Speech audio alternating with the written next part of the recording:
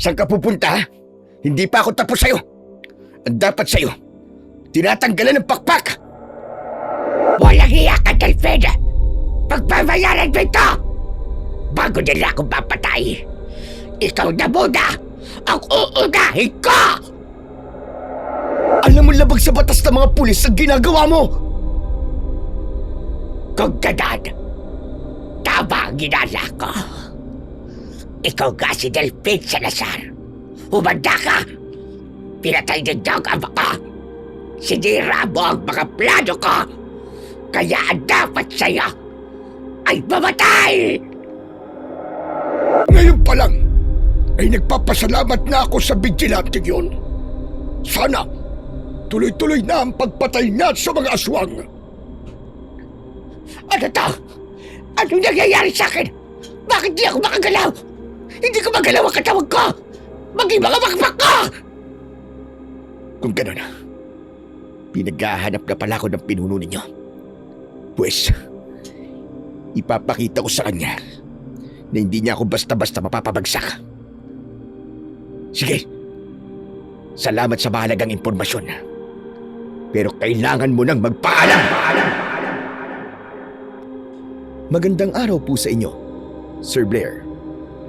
Pati na rin po sa mga giliw niyong tagapakinig sa inyong YouTube channel na The Voice Addict.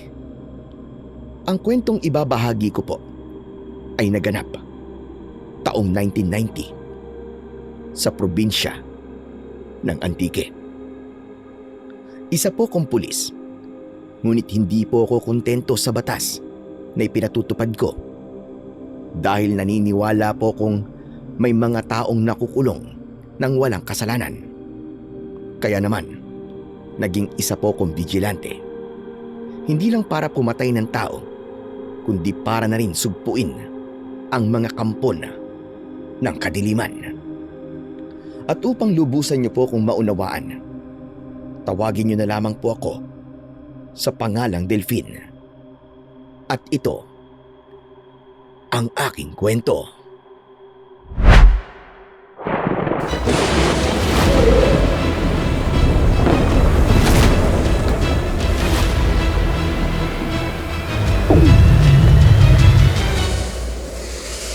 The Voice Addict.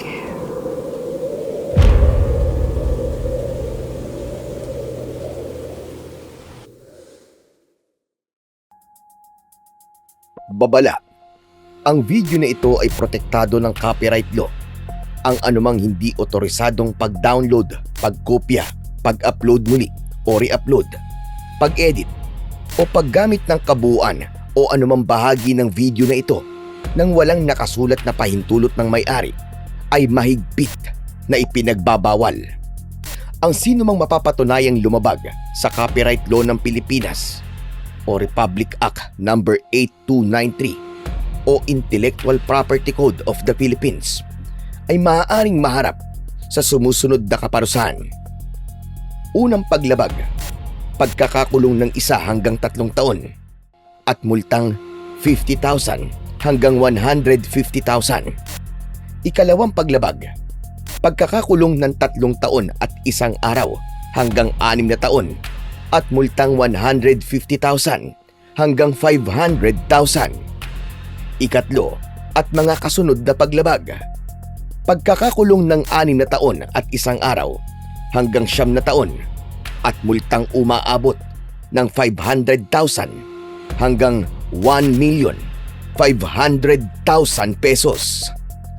Bukod sa mga parusang ito, maaari ring obligahin ng hukuman ang lumabag na magbayad ng danyos sa may-ari ng copyright at ipasamsam o ipawasak ang lahat ng iligal na kopya ng material. Igalang po natin ang karapatan ng mga content creator. Huwag magnakaw o mag-re-upload ng mga video nang walang pahintulot ng may-ari. Ang mga organized crime ay tulad rin ng mga gangster o ng mga siga. Hindi lalaki ang apoy kung walang panggatong. Ang maliliit at malalaking panggatong sa apoy na ito ang mga tiwaling pulis. Isang general na kailangan ng gapusin. Kapag wala na ang panggatong, kusang mamamatay ang apoy. Sa layunin nating linisin ang sistema sa ating hanay, natitiyak kong maraming tao ang susuporta sa atin. Isang umaga, magigising na lamang ang mamamayan na wala na mga korap na mga pulis o mga iskalawag, politiko, at maging mga negosyanteng nananamantala sa kahinaan ng mga tao ay lahat maglalaho rin. Balang araw ay malilinis natin ang pamayanan sa pamamagitan ng ginagawa natin. Maging ang mga kriminal ay matatakot na rin gumawa ng masasama.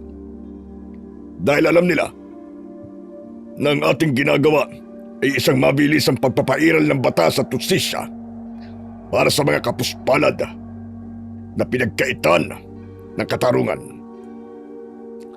Sumasang-ayon ba kayo na si General Santi Sandoval ay dapat nang hatulan ng kamatayan?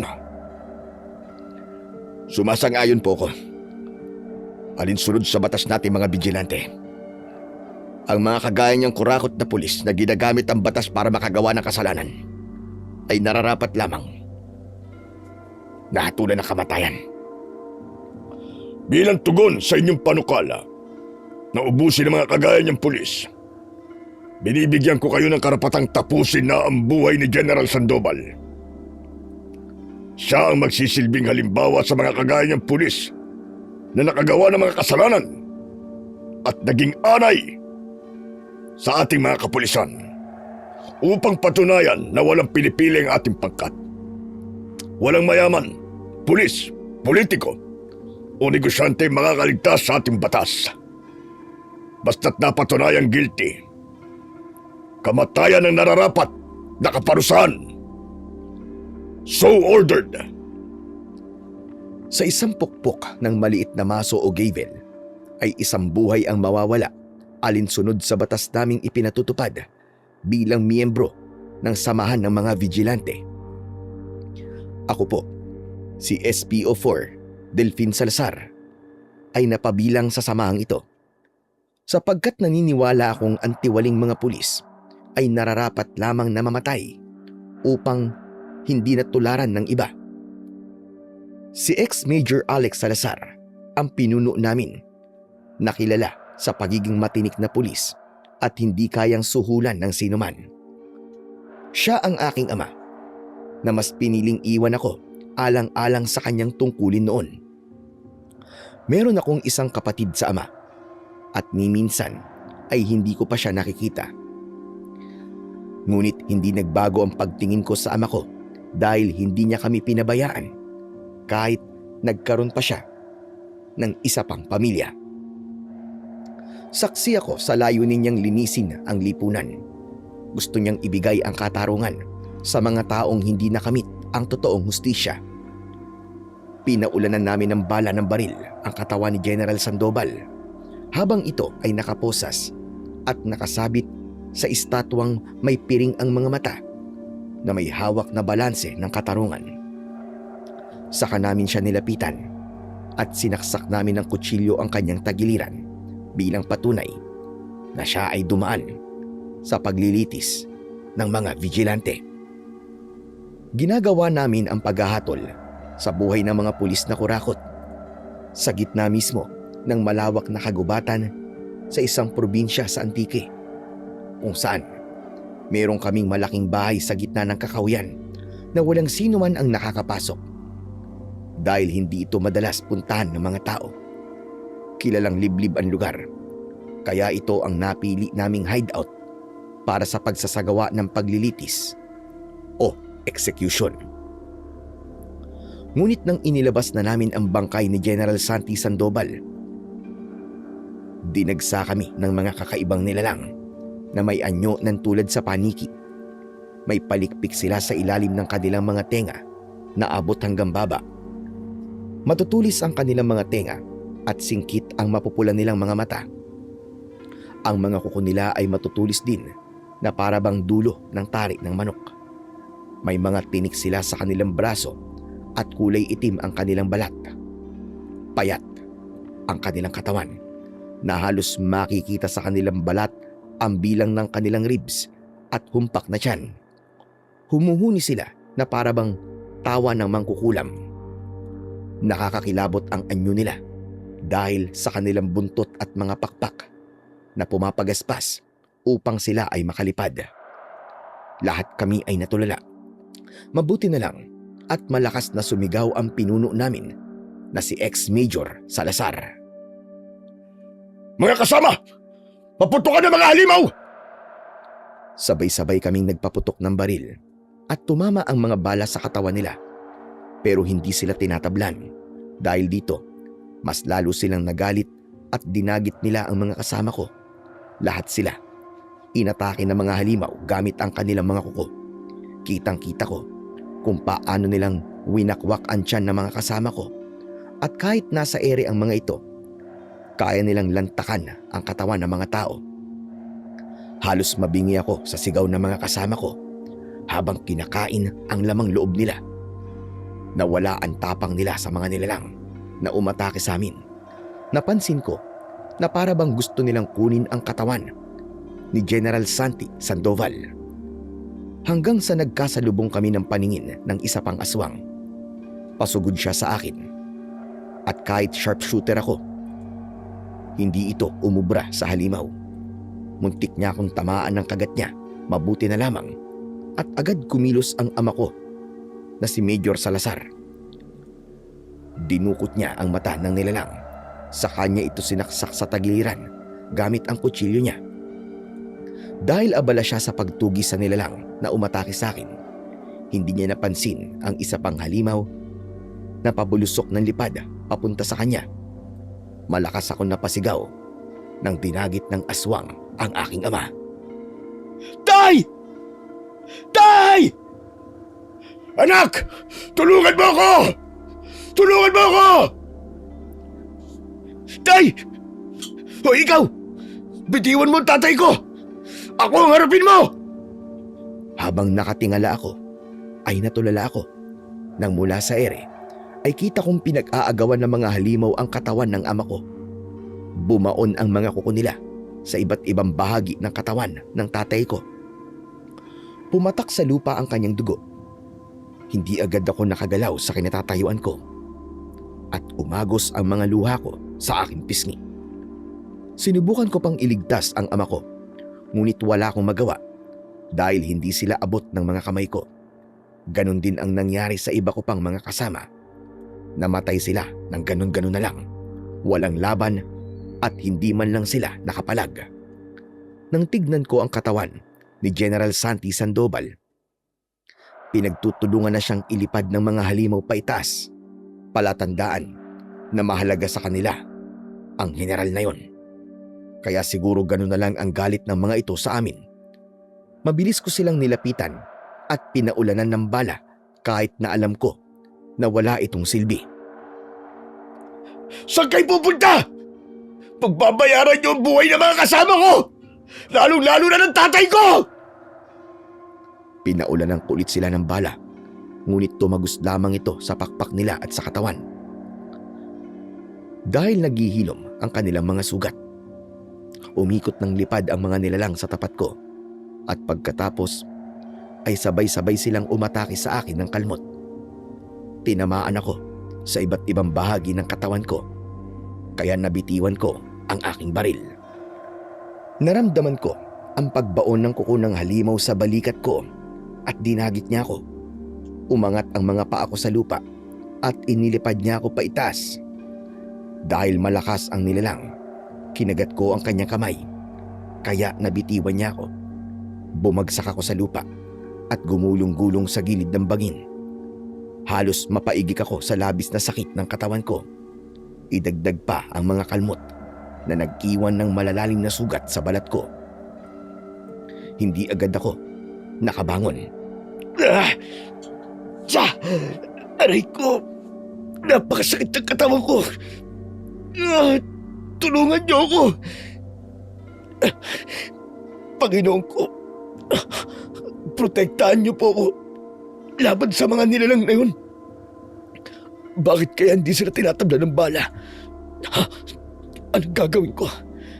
Kailangan kong makalis sa lugar na to bago pa nila akong makita rito. Gumapang ako sa lupa upang magtago sa makapal na halaman. Subalit narinig ko ang pagaspas ng mga pakpak ng mga halimaw at nakita ko ang dalawang nilalang na bumaba sa lupa. Ilang di pa lang ang layo sa akin.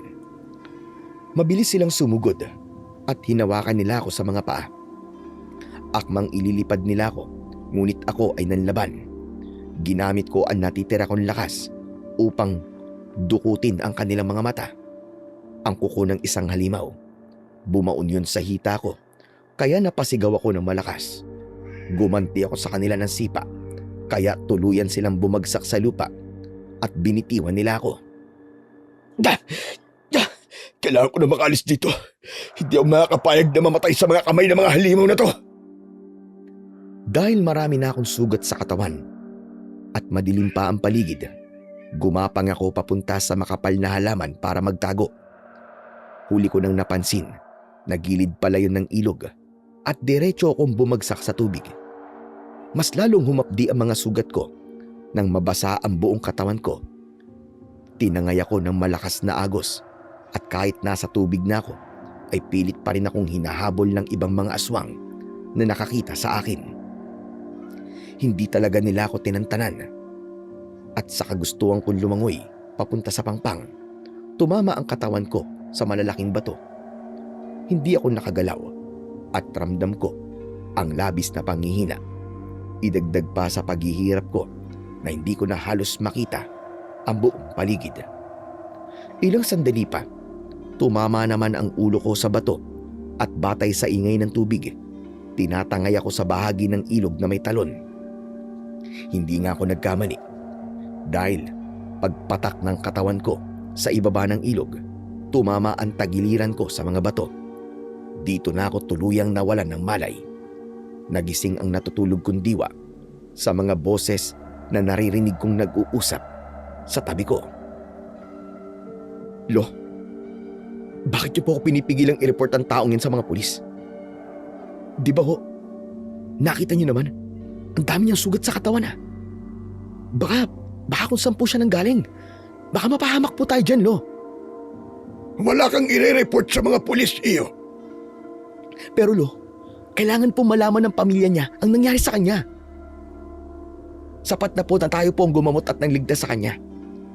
Hindi po siya maaaring manatili dito na matagal. Hindi mo ipapaalam sa mga katrabaho mo tungkol sa lalaking yan, Pilo. Hanggat hindi natin nalalaman kung ano ang totoong nangyari sa kanya. Wala tayong ibang gagawin kundi ang alagaan siya. Paano kung nasa panganib pala ang buhay niya? E di parang ikaw na rin ang nagtulak sa kanya sa kamatayan. E paano naman, Lo? Kung masama siyang tao? O di kaya naman kaaway po siya ng batas? Baka kayo naman po ang mapahamak niyan, Lo. Huwag kang mag-alala. Naniniwala ako na hindi siya masamang tao. Nararamdaman ko yon. Pambihira, ayun na naman kayo, Lo. Pinapairal niyo naman ang pagiging pusong mamon niyo. Basta-basta na lang po kayo nagtitiwala sa taong hindi niyo naman lubusang nakikilala. Sugatan siya, Pilo. Sapat na yun para magtiwala ako. Nasaan naman ang konsensya mo kung iatid mo siya sa presinto ng ganyan ang kalagayan? Lolo naman Di po kayo nakikinig sa akin Basta, saka tayo magdesisyon kapag nagkamalay na siya. Para saan pa at naging pulis ka kung hindi mo mapapangalagaan ang buhay ng taong yan? Pero Lo, huwag niyo rin pong kalimutan na isa po akong pulis na merong sinumpaang tungkulin. Baka mapahamak pa po ako nang dahil sa taong yan, Lo. Magtiwala ka sa akin, Apo. Nararamdaman ko na hindi siya masamang tao. Lo, may tiwala naman ako sa inyo Pero sa taong ito, wala po akong tiwala sa kanya. Pasensya ka na, Pilo. Pero buo na ang pasya ko. Hindi ko kayang tiisin na pabayaan ng taong nangangailangan ng tulong natin. Huwag kang mag-alala. Sa oras na nagkamalay na siya ay tatanungin ko siya kagad tungkol sa pagkatao niya at ako mismo magsasabi sa iyo kapag pwede mo na siyang dalhin sa presinto ninyo. Anak ng putsang. Kayo na nga pong bahala. Alam ko naman na hindi ako mananalo sa inyo eh. O siya, sige na po. Aalis na po ako. Kailangan ko pa pong pumasok na maaga sa presinto para makapagpatrol kagad kami sa Karatig Baryo. Bakit? May nabiktima na naman ba namang aswang? Olo, isa na naman pong pamilyang pinasok ng mga aswang sa kanilang bahay. Inubos nila at walang natira. Kaya hanggang ngayon ay wala pa rin po kami nakakalat na impormasyon tungkol sa nilang na pumapatay. Mabuti na lang po talaga at mabait ang mayora natin. Nakatulong kagad kay Kapitan Esong. Mabuti naman pala kung ganun. O sige, lumakad ka na. At baka malate ka. Lo, sasabihin ko po sa inyo, mag-iingat po kayo sa taong yan ha. Habang wala po ako, huwag po kayo magtitiwala sa kanya. Maging handa po kayo sa mga maaari niyang gawin sa inyo. Oo na, sige na, sige na. Huwag mo na akong alalahanin, kaya ko ang sarili ko. Sige na, umalis ka na. Mag-iingat ka po. Sige po, Lo. Nang marinig ko ang pagsara ng pinto, ay dahan-dahan ako nagmulat ng mga mata. Naramdaman ko rin ang matigas na kawayan sa likod ko. Ganon din ang mga benda sa katawan ko. Indikasyong nagamot na ang mga sugat ko. Bigla kong napaungol nang maramdaman ko ang pagguwit ng sakit ng ulo ko at katawan. Kaya, napansin ako ng matanda at bumakas sa mukha niya ang tuwa nang malaman niyang nagkamalay na ako. Payat ang katawan ng matanda at kulay puti na rin ang buhok niya. Mabilis siyang lumapit sa akin at hinawakan niya kagad ang kamay ko upang suriin ang pintig ng pulso ko. Kasunod ng masaya niyang pagsasalita. Sa wakas, normal na ang pintig ng pulso mo. Magaling ka na at wala na ang lason sa loob ng katawan mo. Huwag ka na munang kumilos, baka dumugo pa ang mga sugat mo. Masyadong malalalim ang mga sugat mo na para bang nanggaling sa matutulis na bagay. Sino ho kayo? Ako si Tasyo. Lolo o Tatang Tasyo na lamang ang itawag mo sa akin. Tatang, gusto kong bumangon. Hala, sige. Alalayan kitang sumandal sa dingding. Dahan-dahan lang at baka matanggal ang mga benda mo sa sugat. Inalalayan ako ng matandang lalaki na sumandal sa dingding ng katre. Pagkatapos ay humugot muna ako ng malalim na hininga. Saka ako nagtanong sa matanda. Tatang, paano ho ako nakarating dito? Ano ho ba nangyari sa akin? Bakit ho ako maraming sugat? Sandali. Ang ibig mo ba sabihin wala kang naaalala sa mga nangyari sa'yo? Wala ho eh. Hindi ko po matandaan pati ang pangalan ko. Napakunot ang noo ng matanda na para bang sinusuri niya kung nagsasabi ba ako ng totoo. Kailangan kong magkunwaring walang naaalala sa nakaraan ko para na rin sa kaligtasan ko. Kailangan ko lang galingan sa pagpapanggap upang mapaniwala ko si Tatang Tasyo. Walang dapat makaalam na isa akong vigilante hanggang hindi ko nasisigurado kung sino ang nasa likod ng mga halimaw na yon. Patuloy na manganganib ang buhay ko. Bukod pa ron, pulis ang apo ng matanda at ang ginagawa naming pagpatay sa mga kurakot sa gobyerno ay labag din sa batas. Kaya, kailangan kong pangalagaan ang pangkat ko, pati na ang sarili ko. Talaga bang wala kang naaalala ni isa? Oo eh. Kahit anong pilit ko pong alalahanin na nangyari sa akin, sumasakit lang ho ang ulo ko. Abay, malala pala naging pinsala mo sa ulo. Ibig sabihin, dumaan ka sa matinding pakikipaglaban. Kahit konting alaala sa nangyari sa'yo, wala ka talaga matandaan. Oo, Tatang. Kaya nagtataka po ko kung bakit ako sugatan. Saan niyo ho ba ako natagpuan? nakita ka ng apo ko na palutang-lutang sa ilog habang naglalabas siya. Ang buong akala nga namin ay patay ka na dahil maputla na ang buong katawan mo at sugatan pa. Mabuti na lang at hindi nawalan ng pag-asa si Pilo. Hiniligtas ka niya. Ano pong gagawin ko? Tulungan niyo ho ako, Tatang Tasyo. Handa naman akong tulungan ka. Pero gusto mo bang daling kita sa presinto ng apo ko? Baka makatulong sila para mahanap ang pamilya mo. Gusto ko po sanang mahanap ang pamilya ko. Pero sa uri po ng mga sugat ko, natitiyak ko po na nasa panganib po ang buhay ko. Yan nga rin ang kutob ko. Kaya nga hinintay talaga kitang magising. Huwag kang mag-alala. Pagdating ng apo ko, hihingiin natin ang tulong niya. Tatang, maaari po ba na dumito muna ako sa inyo? Oo naman, walang problema yun. Ang magiging problema ko lang ay kung ano ang sasabihin ko sa mga tao rito kapag may nagtanong sa akin kung sino ka.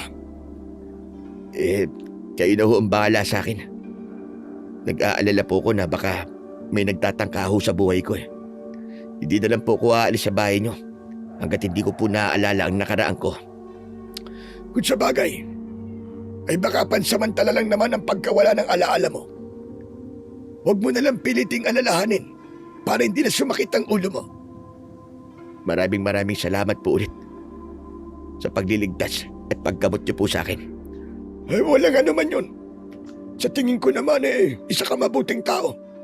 Isa pa, alam ko na hindi ka taga rito. Hindi kasi kita nakikita sa lugar namin. Baka ang nagdala na lang talaga sa'yo ay ang agos ng tubig mula sa ilog. Ang masasabi ko lang sa'yo, habang narito ka sa lugar namin, ay umiwas ka muna sa mga tao para naman walang maging problema. Sige ho, Tatang Tasyo, makakaasa po kayo. O bueno, habang wala ka pang naaalala sa pangalan mo, papangalanan muna kitang Arnel. Pangalan yan ng kapatid ni Pilo na biglang nawala sa kabilang bundok. 5 taon na ang nakakalipas. Baka po hindi magustuhan ng apo nyo kung ibibigay nyo sa akin ang pangalan ng kapatid niya. Ako nang bahala ron, huwag mo nang alalahanin. Ginawa ko lang ito upang isipin nila na ikaw nga ang kapatid ni Pilo. Para wala nang maraming tanong-tanong. Oh, hala, sige na. Magpahinga ka na muna. Sige ho. Medyo sumasakit na naman po kasi ang ulo ko. Ganun ba? O hayaan mo at ikukuha kita ng mga halamang gamot.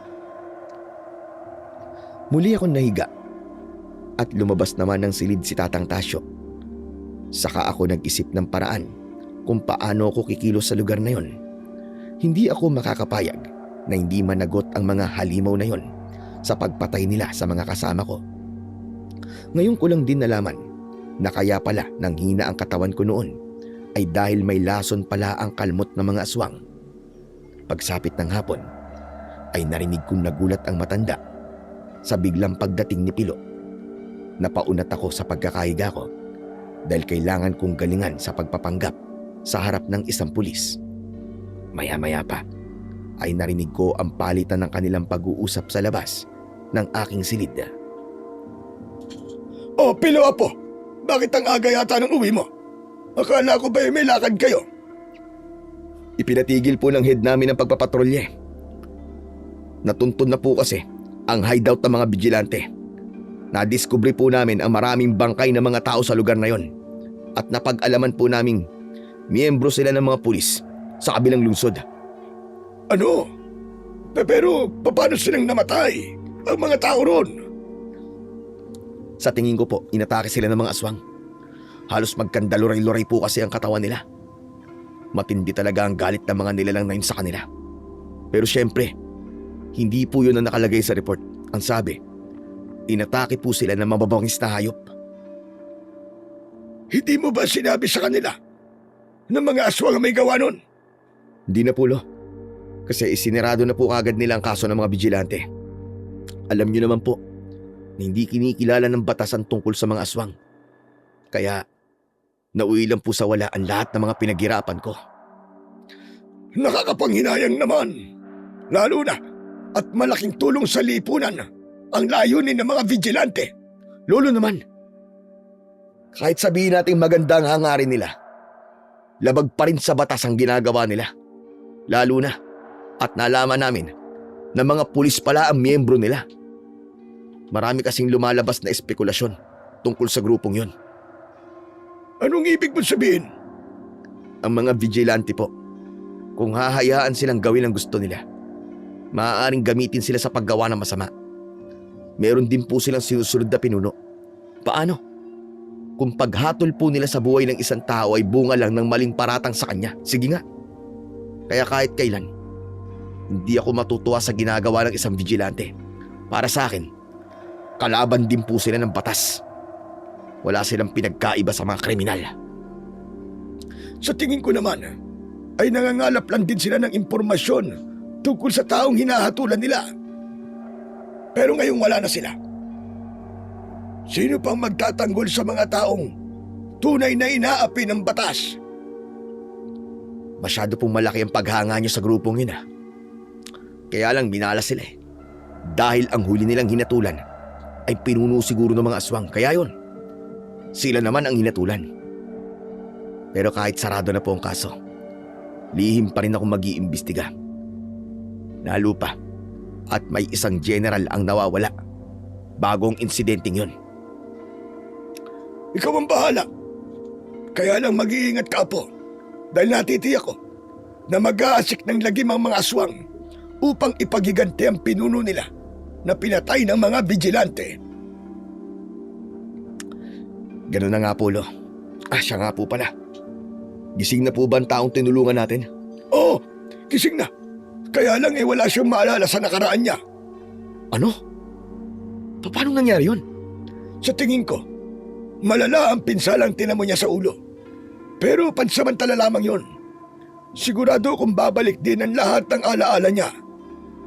Kakausapin ko po siya, Lo. Gusto kong masigurado kung wala talaga siyang naaalala sa nakaraan niya. Huwag na muna ngayon na po. Kapag pinipilit niya kasing alalahanin ang mga nangyari, sumasakit ang ulo niya. Bigyan na muna natin siya ng panahon para makabawi siya ng lakas. Sinasabi niyo po bang patutuloyin muna natin siya dito sa bahay natin? Oo, Apo. Tumulong na lang din naman tayo. Lubos-lubosin na natin. Siya nga pala, huwag kang magagalit ha. Pansamantala ay ipapagamit ko muna sa kanya ang pangalan ng kuya mo habang wala pa siyang maaalala. Lolo naman, ano ba nangyayari sa inyo? Pati ba naman pangalan ni Kuya Arnel ibibigay niyo rin sa kanya? Sa tingin niyo po ba, hindi ito magdudulot ng gulo? Pangalan lang naman yun, Apo. Isa pa, wala namang nakakakilala sa kapatid mo rito, hindi ba? Kailan lang naman tayo lumipat sa baryong ito? Kung makakapagligtas naman yun ng buhay ng tao, ay bakit ipagkakait natin? Ay nako, wala na po talaga akong masabi sa inyo, Lo. Ang bilis niyong magtiwala sa tao at pagpapanggapin niyo pa na kapatid ko. Lo, sinasabi ko sa inyo, baka pagsisihan niyo po ito pagdating ng araw. Mas pagsisisihan ko kung wala akong ginawang tulong para sa taong yon. Isa pa, pagtatalunan na naman ba natin tungkol sa kanya, ha? Kung gusto mo, ikaw ang kumausap sa kanya nang maramdaman mo rin ang awa na nararamdaman ko para sa kanya. Kinabahan ako nang sinabi yun ni Tatang Tasyo dahil kailangan kong harapin si Pilo. Hindi nagtagal ay pumasok ang binata sa loob ng silid ko at mariin niya akong pinagmasdan. Kailangan kong mapaniwala si Pilo na totoong wala kong naaalala sa pagkatao ko. Kailangan kong malampasan ito para maisagawa ko ang mga pinaplano ko. Talaga bang wala ka natatandaan sa mga nangyari sa'yo? Oo, sir. Totoo ang sinasabi ko. Kahit na anong gawin ko, hindi ko maalala kung ano nangyari sa akin at kung bakit ako nandito eh. Maging ang pangalan ko, hindi ko rin maalala. Kung ganun, paniniwalaan ko ang sinasabi mo ha. Pero hindi pa lubusan ang pagtitiwala ko sa'yo. Siya nga pala. Ako si SPO1 Pilo Santos. Isa akong pulis na nakadistino sa lugar na ito. Habang wala ka pang naaalala sa nangyari sa'yo, ay papayagan kitang dumito muna sa bahay ni Lolo Tasio. Nalaman ko rin pala na ibinigay niya sa'yo ang pangalan ng kuya ko, kaya sana, ingatan mo yan at huwag mong sisirain ang tiwalang ibinigay sa'yo ng lolo ko. Naintindihan mo ba? Oo, sir. Ngayon gamit mo na ang pangalan ni Kuya Arnel. Sa lugar na to, huwag mo akong tatawagin, sir, ha? Pilo ang itawag mo sa akin. At Kuya Arnel naman ang tatawag ko sa'yo. Para hindi magdulot ng problema ang pagdating mo sa bahay namin. Sige, sir. Tatandaan ko yan. Sige, Pilo. Tatandaan ko yan. Siya pala, hanggat maaari, iwasan mo makipag-usap na matagal sa mga tao rito para hindi sila maghinala sa'yo. Makakaasa kang gagawin ko lahat ng mga sinasabi mo sa akin, Pilo. Mabuti naman kung ganun. Huwag ka mag-alala. Magiging madali ang pagpapanggap mo na kapatid ko. Dahil alam ng mga tao rito na may nawawala akong kapatid. Pero bago yun, gusto kong mangako ka na huwag mong sasaktan si Lolo Tasio, ha? Kagaya ng mga taong nauna namin tinulungan nun. Sa huli, sinaktan nilang matanda. Kapag ginawa mo yun, sinasabi ko sa'yo, ako mismo makakalaban mo. Hindi ko yung gagawin kay Tatang Tasio, Pilo. Utang ko ang buhay ko sa kanya. Maging sa'yo, sobra ako nagpapasalamat sa pagliligtas, paggamot at pagkupkup niyo sa akin. Mabuti na nagkakaliwanagan. Hala, sige na, magpahinga ka na ulit. Bukas na lang tayo mag-usap. Nakahinga ko ng maluwag nang lumabas na ng silid si Pilo. Napaniwala ko siya na totoong nawala ang alaala ko. Natuwa naman ang matanda dahil pumayag ang kanyang apo na tulungan ako. Narinig mo, Arnel? Pumayag si Pilo na dumito ka na muna. Mabait talaga ang apo kong yun. Lahat ng gusto ko, sinusunod niya. Napakaswerte niyo naman po at nagkaroon kayo ng isang mabait na po at mahal na mahal kayo. Sinabi mo pa, mas masaya sana kung mahanap ko na ang apo kong si Arnel. Hindi na ako nagtanong sa matanda kung ano ang nangyari sa apo niya at kung bakit ito nawala dahil bigla kong naalala na meron din akong hinahanap na kapatid. Ayon sa huling balita ko, nakita daw ang kapatid ko malapit sa hideout namin. Kaya lang, sa lawak ng lugar na yon, hindi rin magiging madali ang paghahanap ko sa kinaroroonan niya. Nalaman ko noon na naglayas ito matapos na malaman niya na merong unang pamilya ang kanyang ama at ako ngayon, simula noon, ay tuluyan ng nawalan ng balita si ex-Major Salazar na aking ama sa kanyang bunsong anak. Kaya kailangan kong mahanap ang kapatid ko para malaman niya ang nangyari sa tatay namin. Habang nagpapagaling ka ng mga sugat mo, alalahanin mo mabuti ang nakaraan mo. Sigurado kung pinaghahanap ka na ng pamilya mo ngayon, baka nga sa mga oras na ito, ay sobra na rin silang nag-aalala para sa'yo. Sige ho, Tatang Tasio. Sana nga po ay maalala ko na kagad kung sino ako. O hala, sige na, maiwan na muna kita dito. Kapag nagutom ka, may pagkain dun sa kusina. Kaya mo na bang maglakad? Oo, medyo nahihilo lang po ako ng konti at masasakit pa rin ang katawan ko. Kung ganoon, magpahinga ka na muna at huwag mong puwersahin ang sarili mo. Siya nga pala, mamaya ay mag-isa ka na lang dito. Bakit ho? Saan ho kayo pupunta? Tuwing gabi ng linggo, sumasama kami ni Pilo sa pagroronda sa baryo. Bahagi ito ng pagangalaga namin sa kaligtasan ng mga tao. Kahit po sa edad niyong yan, isinasama pa rin nila kayo sa pagroronda? Oo naman, kaya ko pa naman. At may naitutulong naman ako sa mga kasama ko. Isa pa, kasama ko si Pilo. Pagkakataon na rin namin ito upang patunayan na may mga aswang talaga sa baryo namin. Sana lang talaga, hindi tuluyang nabuwag ang pangkat ng mga vigilante. Bakit naman ho napasama sa usapan natin ang tungkol sa mga vigilante? Dahil sadyang malaki ang tulong na ginagawa nila para sa amin. Hindi lang mga kurap na pulis ang pinapatay nila. Meron din silang napapatay na miyembro ng mga aswang na nagpapanggap na tao para makapaminsala. Malaking kawalan sa amin ang pagkawala ng mga vigilante. Kaya umaasa ko na sana ay hindi pa sila tuluyang napahamak sa kamay ng mga aswang. Hindi ako makapaniwalang may mga taong natutuwa sa layunin naming mga vigilante. Aminado po ko na masama rin ang ginagawa namin. Ngunit ito lang ang naisip naming paraan upang makamit ang tunay na hustisya na nararapat para sa mga biktima. Sa ngayon, napatunayan ko na matagal na palang merong umiiral na mga aswang sa lipunan namin na siyang sumisira sa tiwala ng mga tao. Alam po ba ni Pilo ang saloobin niyo tungkol sa mga vigilante? Oo, pero magkaiba kami ng paniniwala. Para sa kanya, ang mga vigilante ay kriminal din na kailangan managot sa batas. Nalulungkot lang siya dahil natuklasan niyang kabaro pala niya ang mga sangkot sa grupong yun. Hindi niya rin matanggap na mabilis na isinara ang kaso tungkol sa mga vigilante. Yung pa naman ang una niyang misyon, kaya talagang mabigat ang loob niya sa mga nangyari. May dahilan naman pala kung bakit hindi na natuloy ang misyon niya. Ang mahalaga, tuwid at nasa tamang landas po siya bilang isang pulis. Pagkatapos naming mag-usap ng matanda, ay nagpaalam na rin siya para sa lakad nila ni Pilo. Naiwan ako sa bahay habang nagro-ronda ang mga ito. Nang mapag-isa ko, ay bigla kong naalala ang tungkol sa ama ko na si ex-Major Salazar. Hindi ko makakalimutan ang gabing wala kong nagawa para iligtas siya habang humihingi siya ng tulong sa akin at kung paanong winasak ng mga aswang ang katawan niya.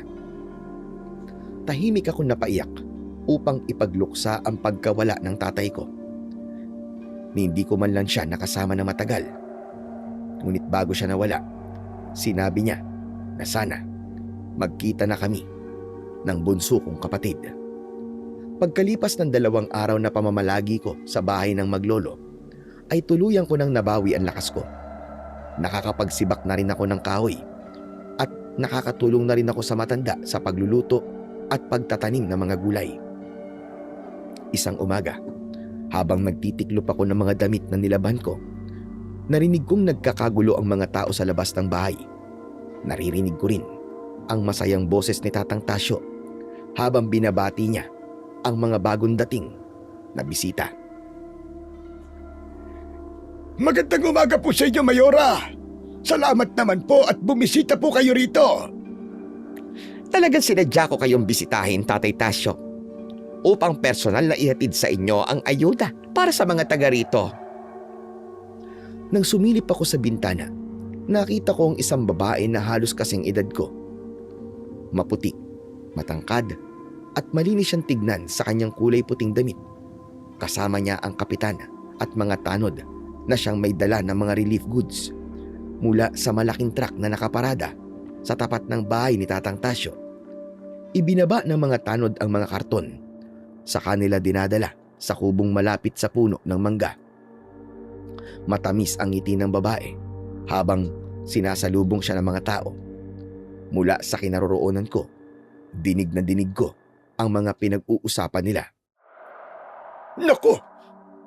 Maraming salamat po talaga sa mga relief goods, Mayora. Pati na po dito sa mga ipinadala niyong libreng mga gamot.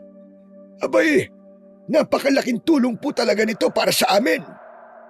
Walang anuman yon, Tatang Tasyo. Hangad ko po na mapabuti kayong lahat. Ibinabalik ko lang naman po ang tiwalang ibinigay niyo sa akin nung ako ay ibinoto ninyo. Nako, hulog po talaga kayo ng langit sa amin, Mayora.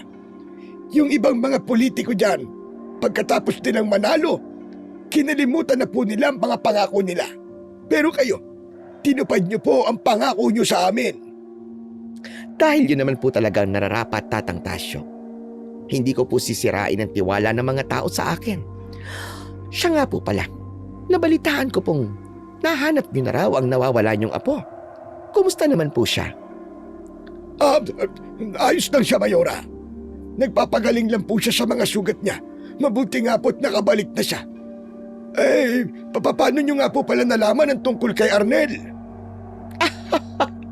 Alam niyo naman po sa lugar natin walang pinapalampas ang chismis. Konting kwentuhan tiyak na makakarating sa munisipyo. Siya nga po pala, nabanggit ninyong sugatan po ang apo ninyo. Para po sa kanya mga gamot na ito. Makakatulong po ito sa kanya. Naku, salamat dito, Mayora. Hindi ko na po bibilhin ang mga gamot na kailangan niya. O siya, sige na po. Tutuloy na rin po kami. Kayo na po ang bahala sa mga taga rito, ha? Magtutungo pa po kasi kami sa mga karatig baryo para magatid ng ayuda kasama si Kapitan Esong. Hala, sige ho. Mag-iingat po kayo at pagpalain po kayo ng ating Panginoong may kapal.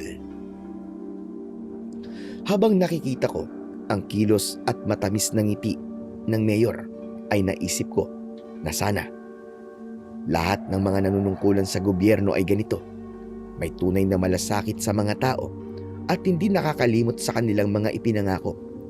Hindi rin tuloy mawala ang ngiti sa labi ko habang pinapanood ko ang mga tao na tuwang-tuwa sa mga ayudang natanggap nila.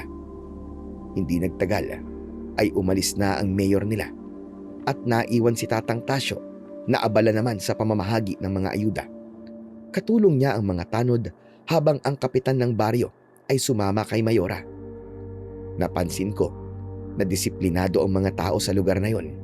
Walang nag-aagawan at hindi sila maingay sa pila. Maya-maya pa ay dumating na rin si Pilo. Tinulungan niya ang matanda sa pagpasok ng mga ayuda para sa amin.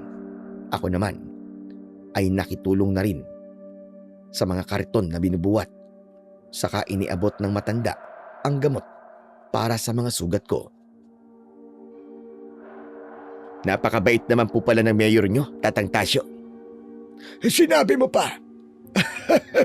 Sa totoo lang, nakailang termino na siya.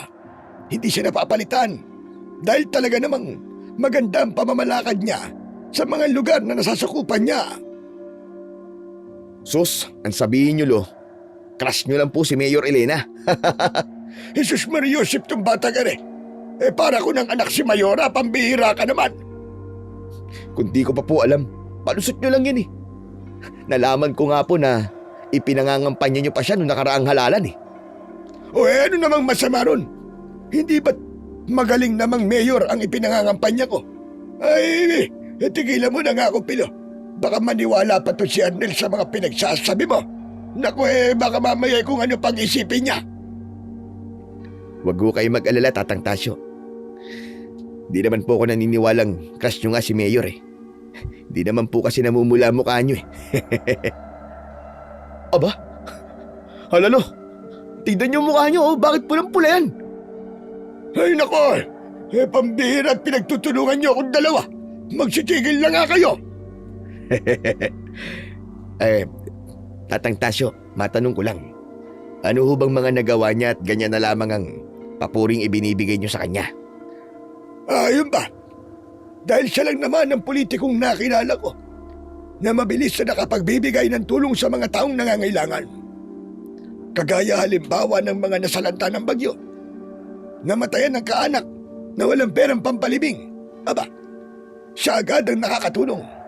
At yung mga ayuda na yan, bihira sa tao. Ang ganun, hindi ba? Oo, bihira nga. Tsaka, napapansin ko pong mahal na mahal nga po siya ng mga tao rito. Ay, sinabi mo pa. At mahal din siya ng lolo ko, Kuya Arnel.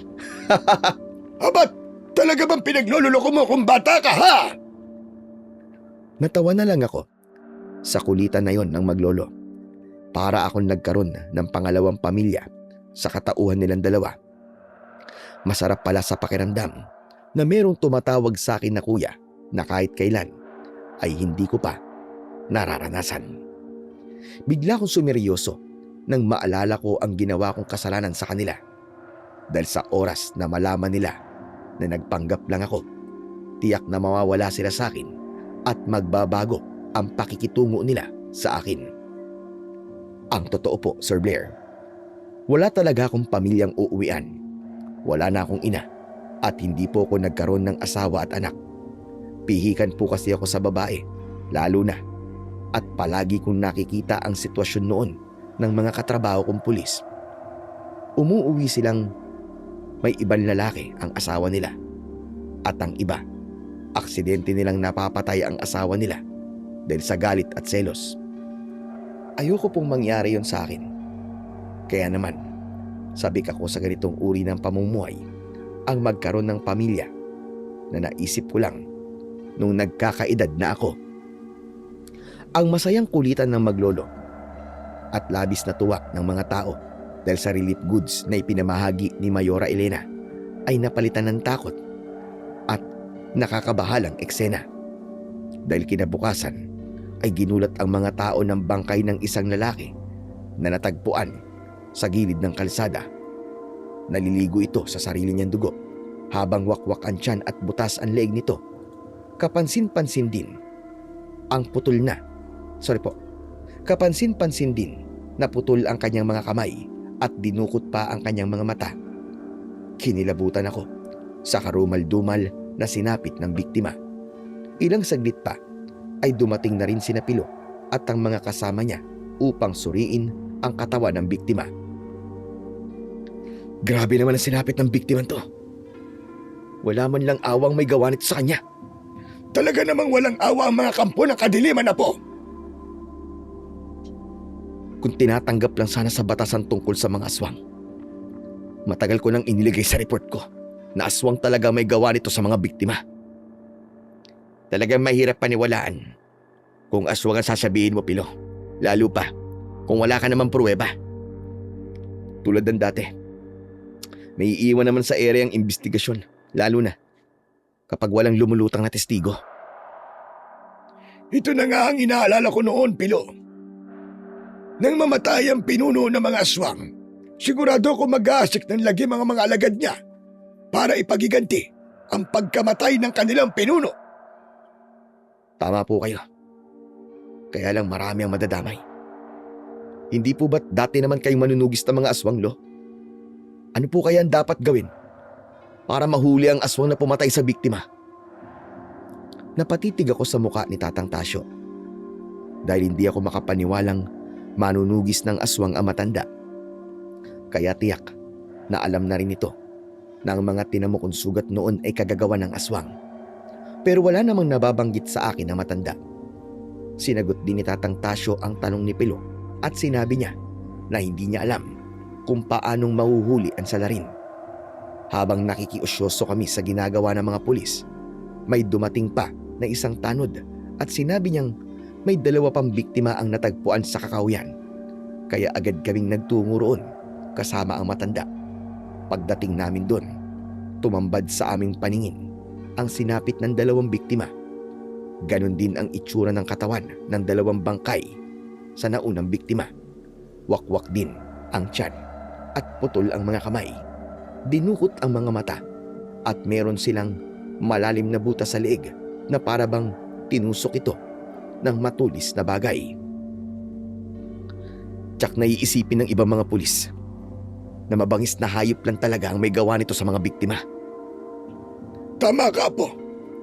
Hanggat walang lumulutang na katawan ng aswang, walang maniniwala sa salita lang. Habang nag-uusap kami, ay dumating naman si Mayora Elena kasama ang ibang mga pulis at kaanak na mga biktima na nanggaling pa sa Karatig Barrio. Nalaman ko na hindi taga rito ang mga biktima, kundi dito lang sila itinapon.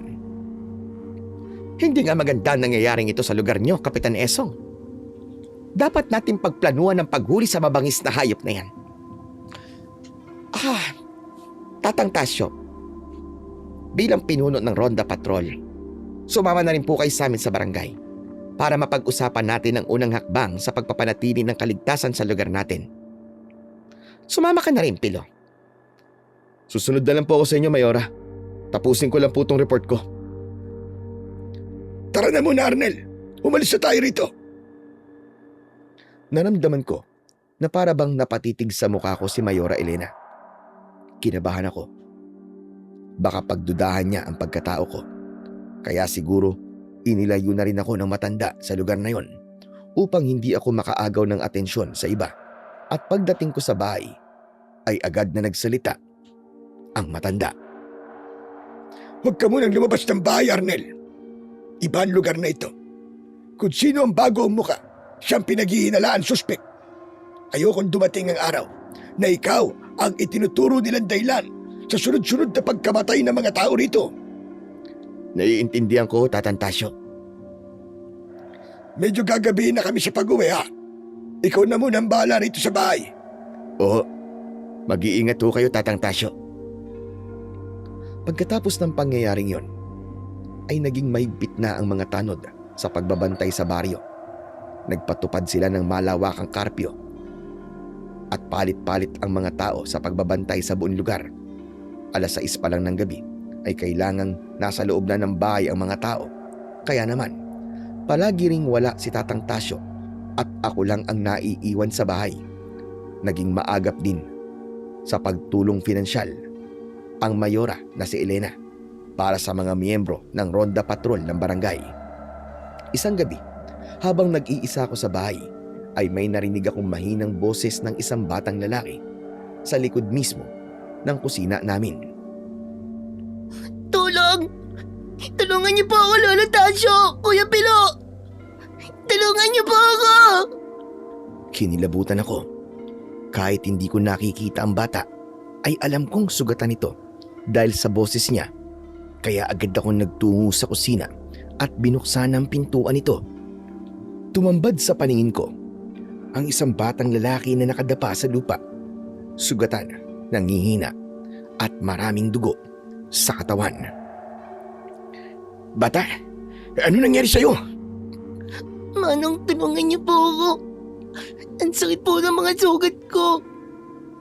Tulungan niyo rin po ang mga magulang ko at mga kapatid. Diyos ko, ipapasok mo na kita sa bahay. Ano ba nangyari sa'yo? Bakit ganyan ang itsura mo?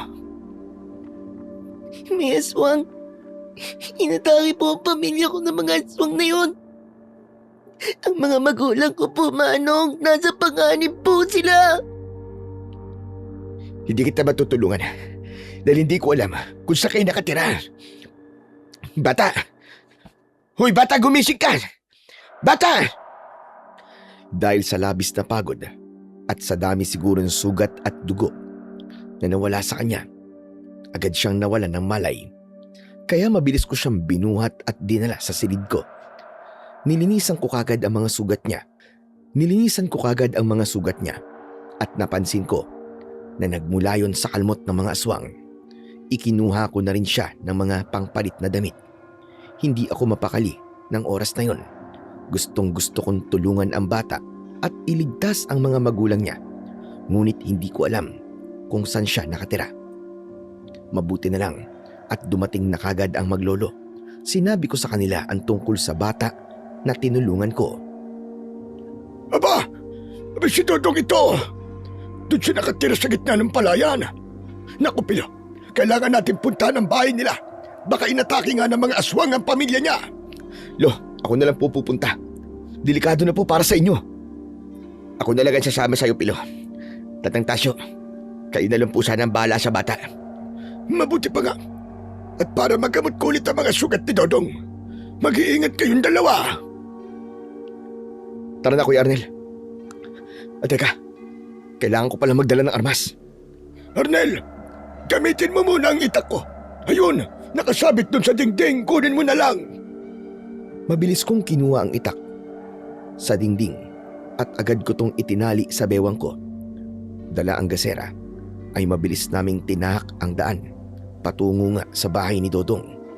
Sakto na nakasalubong namin sa daan sina Kapitan at ang mga nagpapatrolya ng mga tanod. Sinabi ni Pilo ang nangyari kay Dodong, kaya sumama sila sa amin para puntahan ang bahay ng bata. Narating namin ang maliit na kubo na nakatayo sa gitna nga ng palayan. Bukas ang gasera sa loob nito, ngunit sira-sira na ang dingding at bubong nito. Nang pumasok kami sa loob ng bahay, ay tumambad sa paningin namin ang nagkalat na dugo sa saig. Dito namin nadiskubring patay na ang pamilya ni Dodong. Para bang ako ang nasaktan sa sinapit ng mga magulang ng bata Walang natirang buhay. Lahat sila wakwak ang tiyan. Nakuyom ko ang mga kamao ko dahil sa labis na galit, habang si Pilo ay napaluwa at napasuntok pa sa dingding. Mga hayop na aswang na yan! Silang may gawa nito, sigurado ako. Kapitan, aswang lang po maaaring gagawa nito sa kanila at si Dodong ang makapagpapatunay nito. Kahit na sinabi ni Pilo sa kapitan na aswang ang may gawa nun, ay hindi ito naniwala sa kanya. Naniniwala siyang si Dodong daw ang may gawa nun sa kanyang mga magulang. Kaya naman, nanindigan akong nagkakamali ang punong barangay sa paghuhusga sa bata. Kapitan, mawalang galang na. Hindi magagawa ng batang ganitong uri ng krimen. Kaya mag-iingat po kayo sa mga sinasabi nyo. Masakit para kay Dodong ang nangyari sa pamilya niya. Tapos paparatangan niyo pa siya ng masama. Ako nakapulot sa bata. Sa dami ng tama niya sa katawan mula sa kalmot ng aswang. Hindi niya magagawa ang bagay na sinasabi ninyo. Tama po sinabi ni Kuya Arnel, Kapitan. Si Lolo Tasyo ho dating manunugi siya ng mga aswang sa baryo na inalisan namin. At alam niya na aswang ang pumapatay sa mga biktima, ngunit alam niya rin na walang maniniwala sa inyo ni isa. Dahil hanggang ngayon, sarado pa rin ang isip niyo tungkol sa mga aswang. Pilo, sandali lang, huminahon ka muna. Masyado kang nagpapadala sa galit mo. Paano akong hihinahon, Kuya Arnel? May namatay na Ilang beses na to.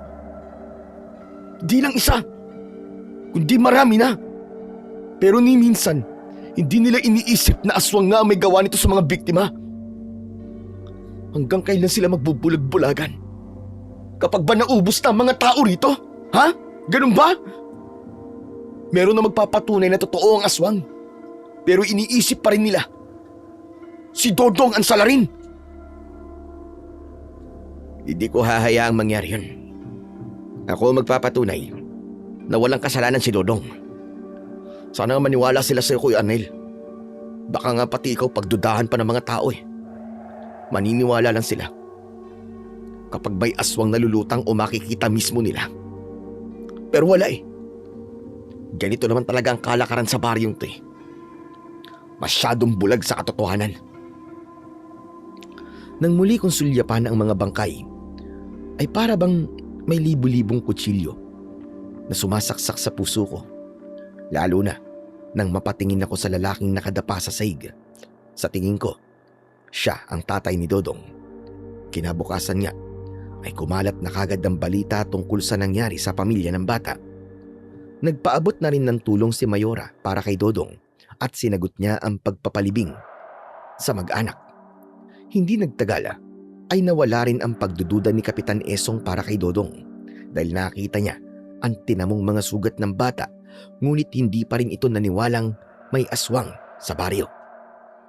Pagkalipas ng 2 araw ay nagkamalay na si Dodong. Nalaman niyang walang natirang buhay sa pamilya niya at iyak siya ng iyak dahil doon habang nakatitig siya sa mukha ko. Sabi ko po, puntahan niyo po agad ang mga magulang ko.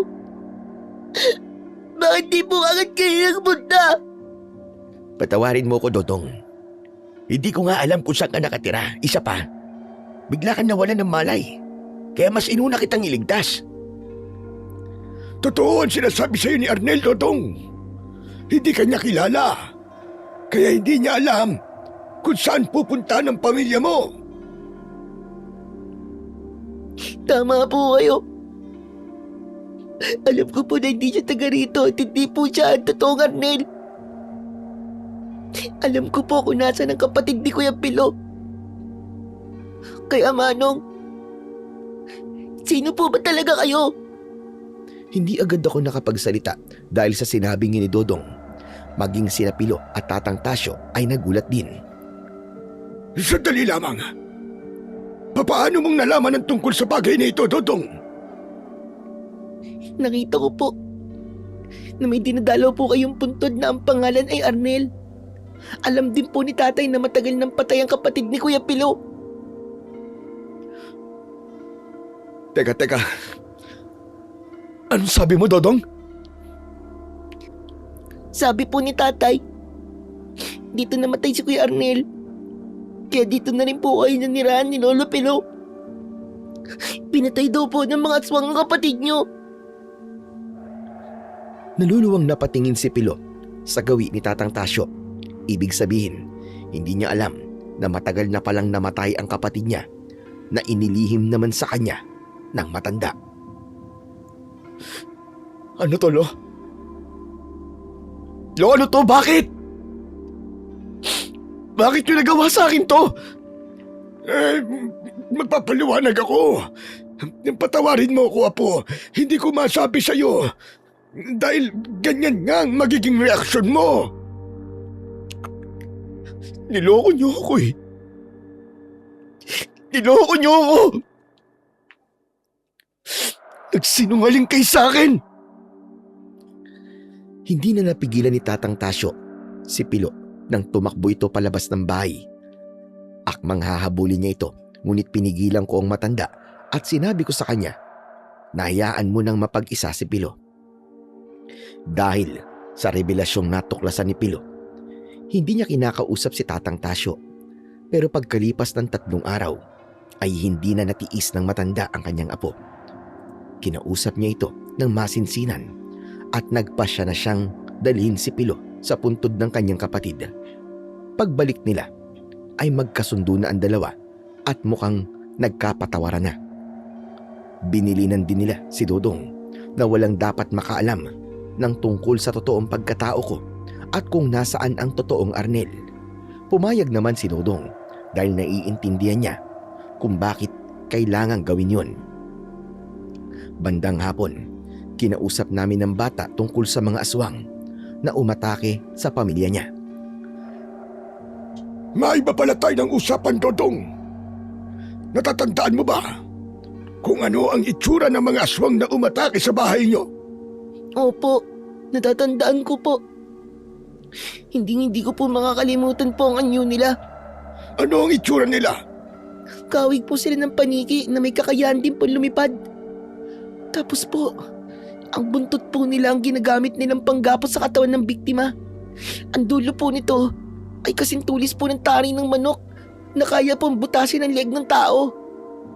Tapos ang kuko po nila, matalas din po at kaya nilang punitin ang tiyan ng biktima. Nakakatakot po talaga ang anyo nila, lalo na po yung palitpik sa ilalim ng tenga nila na umaabot po hanggang dito po sa kanilang baba. Tama ngang hinala ko. Aswang burang ang kalaban natin dito. Kaya pala lahat ng mga biktima butas ang leg. Tapos ang katawan nila ay parang piniga. Dahil talaga namang ubos ang dugo. Said na said. Teka, ano ho ba ang aswang na burang?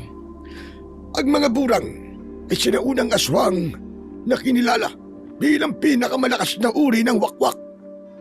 Isa sila sa mga lahi na nilikha ng bangkilan. Kung kaya, mas malakas sila kaysa sa kanilang mga kauri dahil sa puro ang kanilang bertud. Gaano po kalakas ang aswang na burang? Mabibilis at malalakas sa mga burang na kahit mga bala ng baril ay hindi tumatalab sa kanila. Lolo Tasyo, paano pong mapapatay ang mga aswang na burang? Kailangan nagtataglay ng agimat ang taong papatay sa kanila, Dodong. Pero kung wala naman, kailangan dukutin ang kanilang mga mata at pugutan sila ng ulo.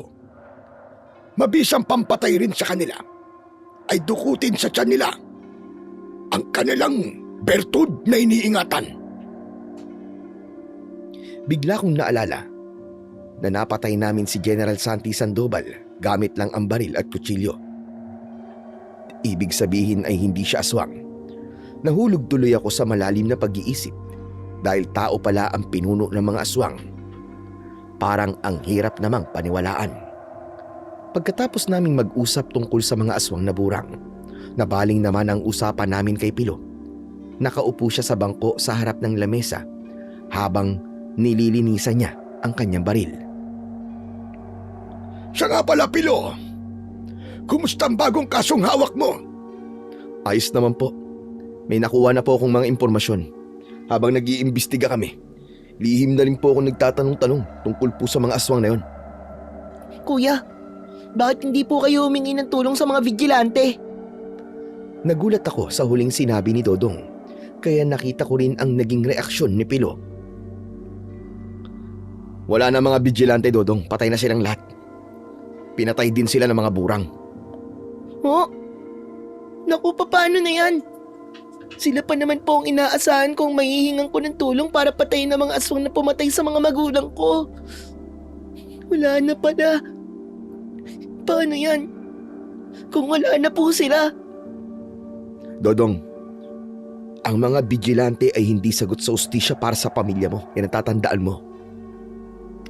May mga paglabag din sila sa batas.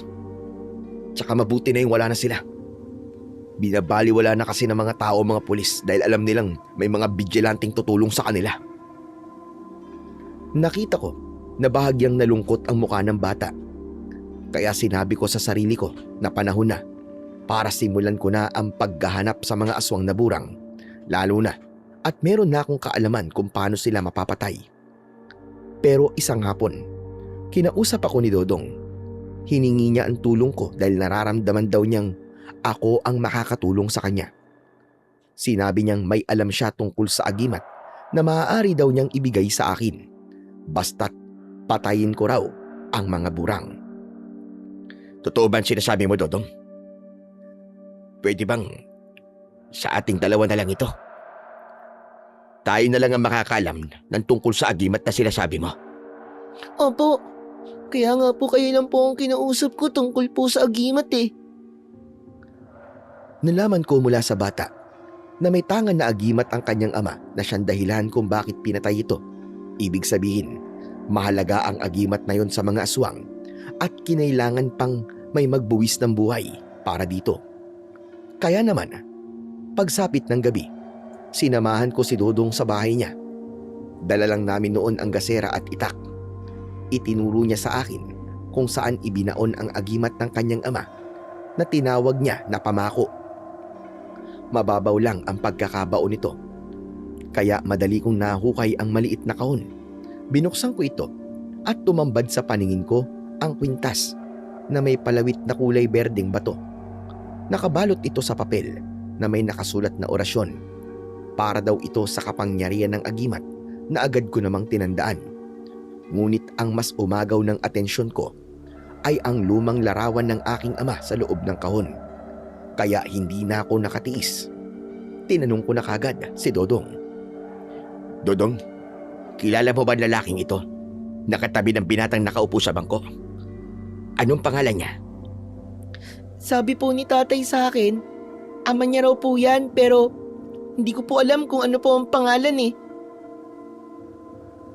Ibig mo ba sabihin ang binatang nakaupo sa bangko ay ang ama mo?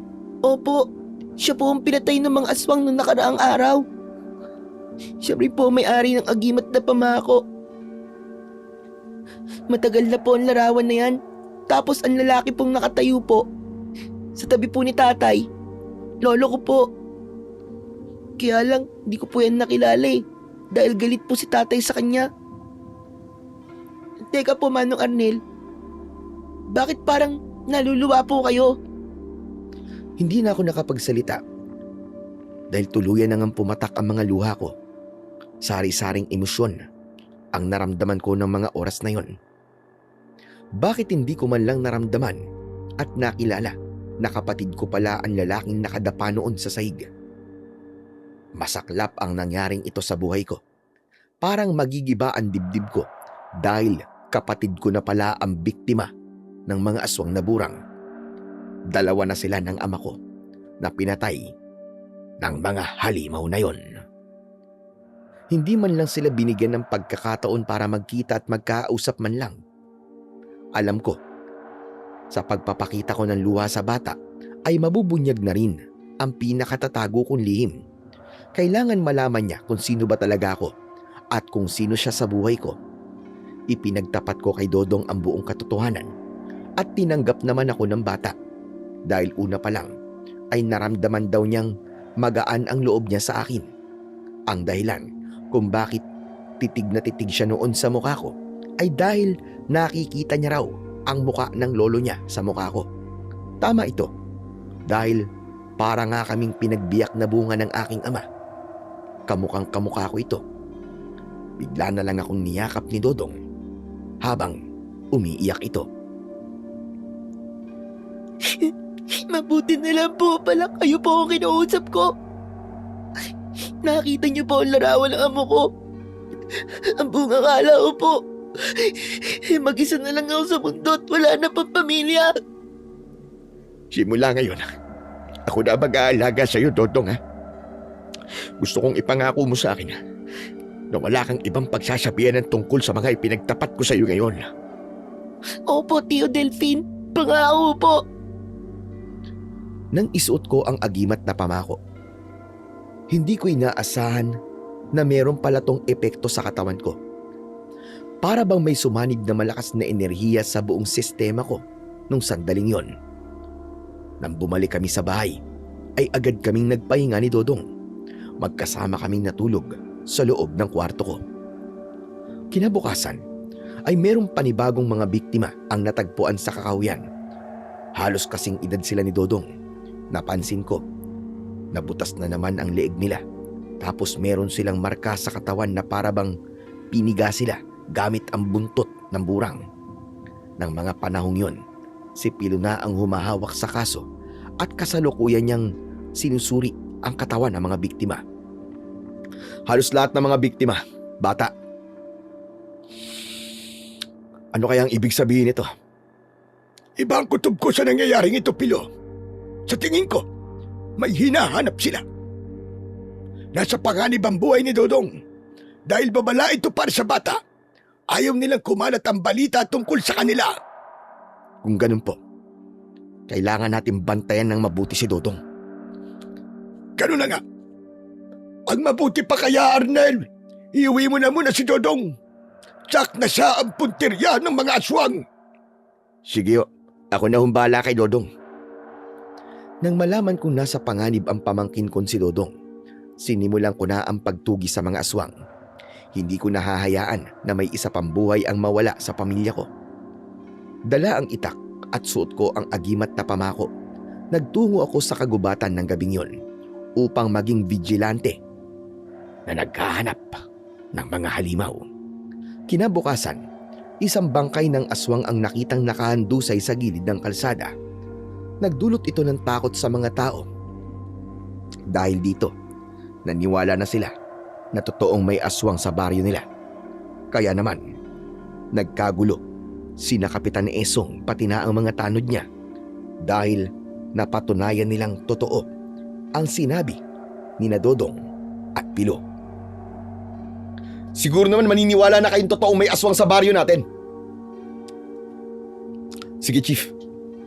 Kunan nyo na ng litrato ang aswang at i-attach nyo po sa report natin. Utos ni Pilo sa kanyang kasamang pulis na sumusuri sa katawan ng aswang. Wala silang kaalam-alam na ako na ang pumatay sa halimaw na ito. Naabutan ko itong kumakain ng hayop sa gitna ng palayan at balak sanang atakihin ang buntis na susundo lang sana sa kanyang asawa. May suot akong balabal noon para maikubli ang itsura ko. At hanggang pinatay ko na nga ang aswang na yon sa harap mismo ng buntis na ang pangalan ay Lisa. Kausap siya ngayon ni Pilo para sa investigasyon. Ano? Ano po sabi niyo? Vigilante pong pumatay sa aswang? Paano po kayo nakakasigurado? Sinabi ni Lisa na minsan na raw siyang nakakita ng mga vigilante noon. Kaya hindi raw siya maaaring magkamali na ang taong pumatay sa aswang ay isang miyembro ng vigilante. Batay na rin daw sa galaw nito at husay sa pakikipaglaban. Sige, ilarawan niyo po sa akin ang kilos at taas niya. Umiling si Lisa. Masyado raw mabilis ang pangyayari at nawala raw kagad sa paningin niya ang vigilante. Kaya hindi raw niya maipapaliwanag ang taas nito. Nagawa nga raw agad nitong tadtarin ng taga ang katawan ng aswang sa loob lamang ng ilang segundo, kaya imposible raw na mapansin pa ang itsura nito lalo pa at may hood daw ang suot nitong balabal. Saka lang ako nakahinga ng maluwag dahil sa awa ng Diyos, hindi niya ako nakilala. Nang marinig naman ni Tatang Tasyo ang mga sinabi ni Lisa, ay natuwa ito.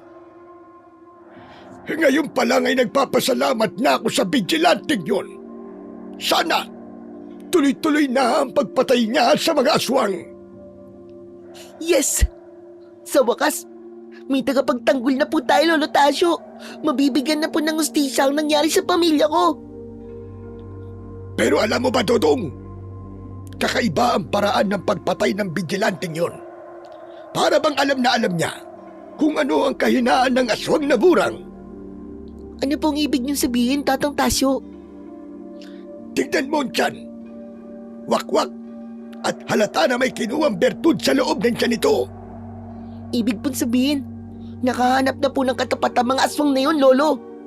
Tama ka, Dodong. Talagang magdudulot ito ng takot sa mga kauri niyang halimaw. Wala namang naging komento si Pilo sa mga sinabing yun ng dalawa. Habang ako naman ay tahimik lang na nakamasid sa paligid. Hindi nagtagal. Dumating din si Mayor Elena at tuwang-tuwa ito dahil sa wakas ay patay na raw ang aswang. Sa awa ng Diyos, matatahimik na ang buong baryo. Pwede na rin itigil ang karpyo at ang pagroronda tuwing gabi. Huwag po tayo maging kampante, Mayora. Hindi pa rin po pwedeng ihinto ang karpyo at pagroronda. Marami po ang mga aswang, hindi lang iisa. Magsisilbi lamang po itong halimbawa na dapat mag-ingat ang mga tao. At sumunod po sa ordinansang ibinababa ni Kapitan Esong dito po sa baryo namin. Kung sa bagay tama, Kapila. Ay, nako. Ang lala naman ang pagkakapatay sa aswang na to. Tinagtad talaga siya ng taga. Wala talagang balak na buhayin siya. Matindi ang galit ng may gawa nito. Sana binuhay siya ng bijilanting yon para malaman niya kung nasa ng kuta ng mga aswang. Salamat pa rin sa bijilanting yon dahil malapit na niyang wakasan ang pag-aasik ng lagim ng mga aswang. Nakakuha rin sila sa wakas ng katapat. Dapat mahanap din niya ang kuta ng mga aswang. Lubos-lubusin niya na ang pagtulong. Dahil sa sinabing yun ni Mayora Elena, ay naalala ko ang huling sinabi sa akin ng aswang na burang. Itinuro niya ang kuta nila sa pag-aakalang bubuhayin ko siya. Nang makuha ko ang impormasyong yun, pinatay ko rin siya kagaya ng ginagawa namin noon sa mga taong nagkakasala at napapatunayang may sala sa paggawa ng kasamaan. Sa sumunod na gabi, ay nagtungo ulit ako sa kagubatan para maghanap ng mga aswang. Nang mga sandaling yon, ay tinatahak ko naman ang daan papunta sa kuta ng mga aswang. Ngunit sa daan pa lang, ay hinarangan na nila kagad ako. Tila alam nila na darating ako. Mabuti na lang at ang agimat ko ay nagbibigay sa akin ng linaw ng paningin. Nakatulong ito dahil madilim ang paligid, kaya kita ko rin ang itsura nila at alam ko kung kailan sila aatake. Hoy kayo! Sawa na ba kayo sa buhay nyo? At hinaharangan nyo ang daan ko? Ngunit agad silang lumipad para dagitin ako. Sinalubong ko naman ng taga ang unang aswang na lumapit sa akin. Tinamaan ko siya ng taga sa leeg. Nang bumagsak ito sa lupa, itinarak ko sa tiyan niya ang itak ko at dinukot ko ang kanyang bertud. Natakot ang ibang aswang at napaatras sila. Saka ako tumayo. Tumutulo pa nun sa lupa ang dugo ng aswang mula sa talim ng itak ko. Ano? Sinong gustong sumunod sa kanya? Sagot! Nagkatinginan ang mga aswang habang nakalutang sila sa ere at panay ang pagaspas ng kanilang mga pakpak. Akala nila matatalo nila ako kapag ginamit nila ang kanilang buntot. Kaya sabay nilang itinusok ito sa braso ko. Ngunit nakita nila na naghilom din kagad ang sugat ko at nagawa kong tagpasin ang buntot nila. Napaatungal sila dahil sa labis na sakit. Saka ko sila nilapitan at pinugutan ko sila ng ulo. Sabay tumilapon ang ulo nila, kaya hindi nakagalaw ang isa pang natitirang aswang, lalo na at pagtingin niya sa akin ay nakatutok na sa leeg niya ang itak ko. Akmang lilipad siya para tumakas, ngunit agad kong nahawakan ang isang pakpak niya. Hep, hep, hep! Saan ka pupunta? Hindi pa ako tapos sa'yo. Ang dapat sa'yo, tinatanggalan ng pakpak! Umaangil ito habang nagpupumiglas sa pagkakahawak ko. Ginamit niya ang buntot niya para saktan ako. Ngunit pinutol ko agad ito. Kasunod ng pagtagpas ko sa mga pakpak niya. Namimilipit siya sa labis na sakit nang bumagsak siya sa lupa. Saka ko siya nilapitan at niluhuran ko siya sa dibdib habang nakatutok sa leeg niya ang matalas kong itak. Ano? Magsasabi ka ba sa akin ng totoo o hindi? Sino ang pinuno mo, hayop ka? Sino si General Santi Sandoval sa buhay ninyo? Dahil sa takot, umamin ng aswang. Sinabi niyang hindi niya kilala ang pinuno nila dahil nagpapakita raw ito sa kanila na nasaan yung aswang. Tumatanggap lang daw sila ng utos mula rito kung kailan sila aatake sa mga tao. Ang mga vigilanteng pinatay nyo, paano nyo nalaman kung nasaan ang hideout nila? Sinabi ng aswang na burang na may kapit ang pinuno nila sa hanay ng mga pulisya at si General Sandy Sandoval nga daw yon. At yun din ang ama ng kanilang pinuno. Kaya alam daw nito ang bawat galaw ng mga pulis. Natigilan ako. Hindi ako makapaniwalang anak ni General Sandoval ang pinuno ng mga burang. Imposible. Pero bakit hindi ka uri ni General ang mga burang? Tanong ko sa aswang at sinabi nitong inampun daw ni General Sandoval ang pinuno nila kaya hindi sila tunay na magkadugo. Ngunit para raw sa pinuno nila, ito raw ang pinakamahalagang tao sa buhay niya. Kaya ganun na lang daw ang galit ng pinuno nila sa mga bijilanting pumatay sa ama-amahan nito, lalo pa at natuklasan daw ng pinuno nila na meron daw na isang nakaligtas sa mga vigilante. Kung ganun, pinaghahanap na pala ako ng pinuno nyo. Pues, ipapakita ko sa kanya na hindi nyo ako basta-bastang mapapabagsak. O siya, sige. Tapos na ako sa'yo. Salamat sa mahalagang impormasyon. Pero kailangan mo nang magpaalam. Itinara ko ang itak ko sa kanya at pagkatapos ay dinukot ko ang bertud niya. Nag-iwan ako ng mensahe sa balat nito. Isinulat ko gamit ang itak ko. Nakasulat sa dibdib niya ang salitang ang paniningil ng huling vigilante. Kinabukasan ay nagkagulo ang mga tao dahil sa natagpo ang katawan ng mga aswang sa kakahuyan. Nadatnan namin doon si Mayora Elena at Pilo na nakikiusyoso sa lugar na yon habang sinusuri nila ang katawan ng mga burang. Kasama ko noon sina Tatang Tasyo at Dodong. Ano ka mo? May mensaheng nakasulat sa dibdib ng aswang? Opo, Mayora. Kung ganon, paggahamon niya ito sa pinuno ng mga aswang. E paano naman tayo mga inosenteng tao na madadamay sa gusto niya mangyari? Ibig sabihin, wala siyang pakialam sa mga tao. Ganun na nga po siguro, Mayora. Aba, ay napakalupit naman yata niya. Hindi ko na nagugustuhan ang ginagawa ng vigilanteng yan. Ngunit pagpapakita lang po ito ng galit upang matakot ang mga aswang. Talagang naniningil na ang vigilanteng yon. Siguro ipinag-iiganti niya ang pagkamatay ng mga kasama niya. Maaring ganun na nga, Pulo. Kaya lang, labag pa din po sa batas ang ginagawa niya. Ano po? Teka, labag sa batas ang ginagawa niyang pagpatay sa mga aswang? Hindi po ba dapat magpasalamat pa tayo sa kanya? Dahil meron na po nagtatanggol sa atin? Kahit aswang sila, tao pa rin sila, Dodong. At labag sa batas ang pagpatay ng tao. Kahit na po. Ano ba yan? Hindi ko naman maintindihan ang batas nyo. Kayo mga pulis pumapatay rin naman kayo, di ba? Bakit hindi nyo huliin ang mga sarili nyo? Nagulat kami sa sinabi niyo ni Dodong. Ngunit alam kong nasabi niya lang ang bagay na yon dahil nasaktan lamang siya sa sinabi ni Pilo. Kaya agad ditong umalis at iniwan kami. Hindi naman nakapagsalita si Mayor Elena.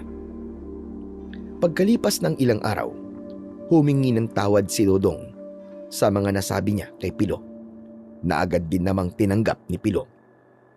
Samantalang ako ay ipinagpatuloy ko ang pagtugi sa mga aswang at marami na rin ang napapatay ko. Ngunit isang gabi, nahuli ako ni Pilo. Kagagaling ko lang noon sa gubat at katatapos ko lang ding pumatay ng mga aswang. Kasama ni Pilo, si Dodong na nakatayo sa madilim na bahagi ng bahay namin. Tinutukan niya ako ng baril at dinala niya ako sa loob ng kusina. Ibinato niya sa akin ng brown envelope at nang bumagsak ito sa sahig, nakita ko kagad ang pangalan ko sa impormasyong nakasulat sa papel. Simula pa lang nung unang dumating ka sa bahay namin ay nagdududa na talaga ako sa pagkatao mo. SPO por Delpin Salazar. Sir, ipinagtapat na rin sa akin ni Dodong kung sino ka. Ikaw ang nag-iisang nakaligtas sa miyembro ng mga vigilante.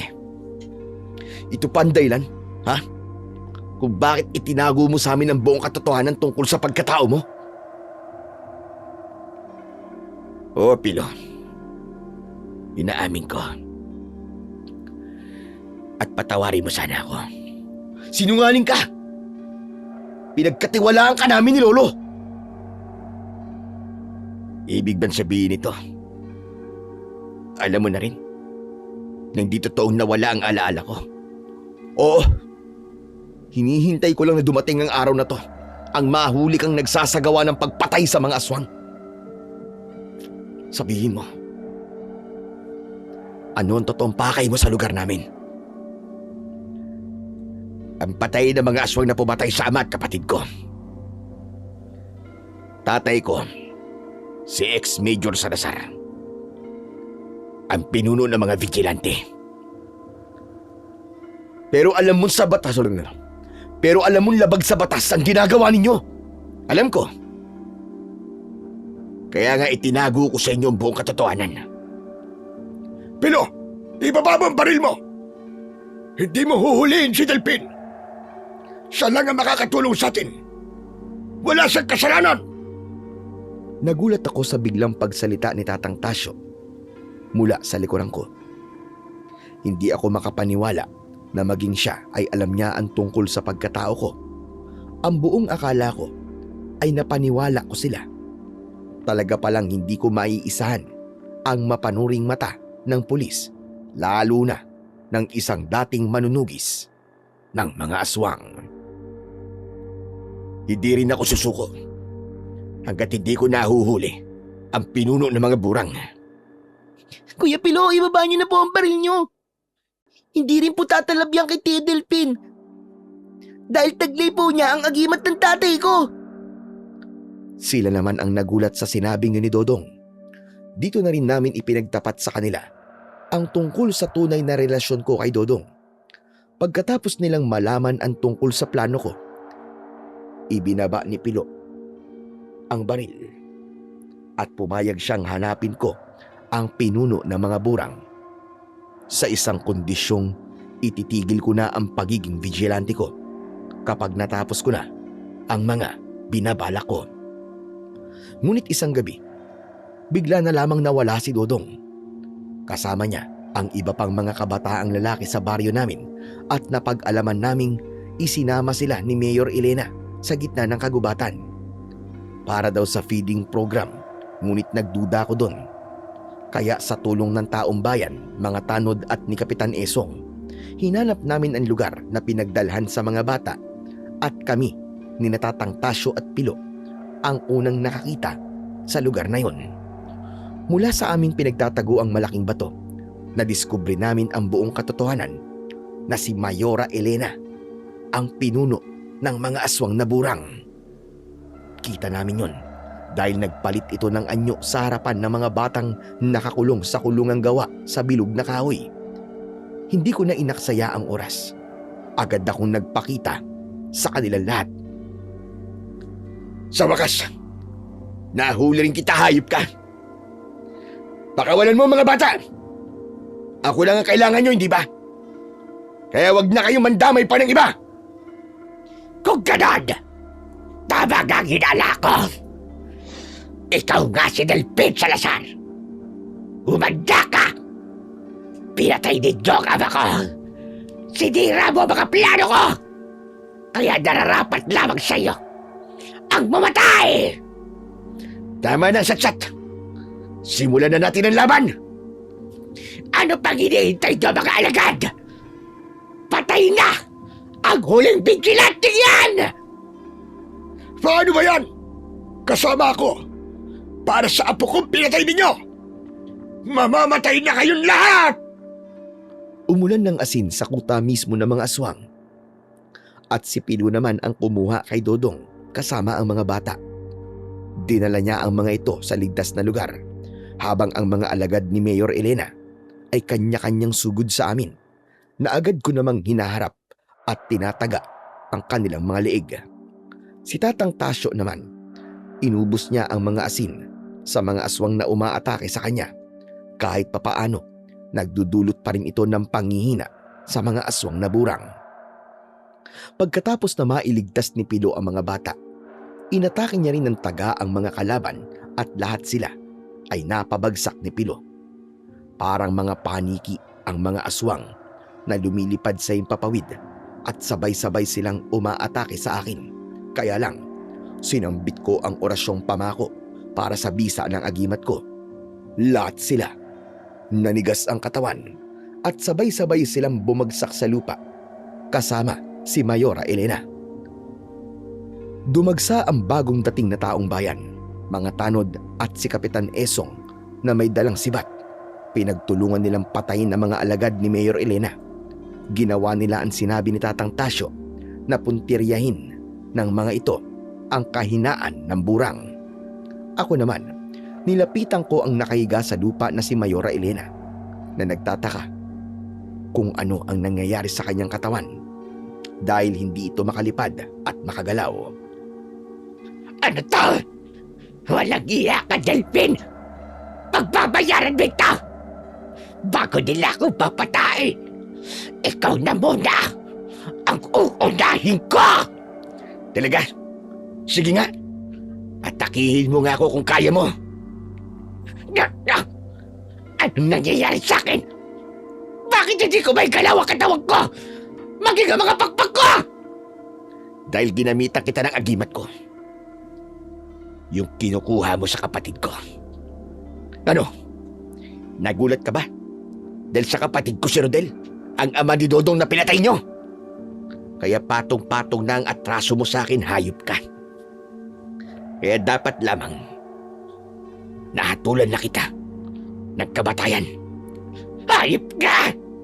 Hayop ka, vigilante! Papatayin kita!